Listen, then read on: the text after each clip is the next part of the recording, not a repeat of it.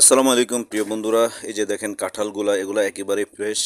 এগুলা আমার গাছের থেকে নামানো হয়েছে। এই যে নিয়ে আসছি ঘরের ভিতরে, একবারে ঘরের ভিতরে এনে রেখে দিচ্ছি। এই কাঁঠালগুলা একটা একটা করে পাকবে আর আমরা খাবো আমার ছেলে মেয়ে নিয়ে। এই যে আমার ছেলে মেয়েরা কাঁঠাল অনেক পছন্দ করে, সেজন্য কাঁঠালগুলা পেড়ে নিয়ে আসছি গাছের থেকে, একবারে ফ্রেশ। আহ, কোনো কেমিক্যাল যুক্ত কিছু নাই এখানে, একেবারে ফ্রেশ নিজের গাছের। গাছের কাঁঠাল একবারে গাছ থেকে পেড়ে ঘরে নিয়ে আসছি। তো একটা একটা করে পাকবে আর খাওয়া যাবে। কাঁঠালগুলা অনেক পছন্দের কাঁঠাল। গাছে যখন থাকে তখন এলাকার পাড়ার মানুষের সবচেয়ে মানে সবাই বলে যে কাঁঠাল দেওয়ার জন্য সবাইকে। তো যাকে যাকে দেওয়া যায় একটা দুইটা করে কাঁঠাল দিই।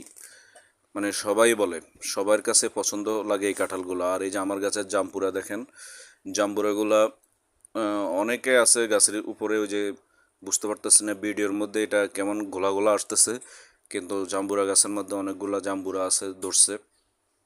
এগুলা পাকতে অনেক সময় লাগে।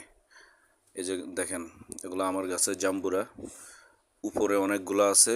এগুলা পাকতে একটু সময় লাগে, এখনো ছোট এই জাম্বুরাগুলা। আর আম পেকে গেছে, আম খাওয়া হয়ে গেছে। আর এখন শুধু কাঁঠাল আর জাম্বুরা বাকি আছে।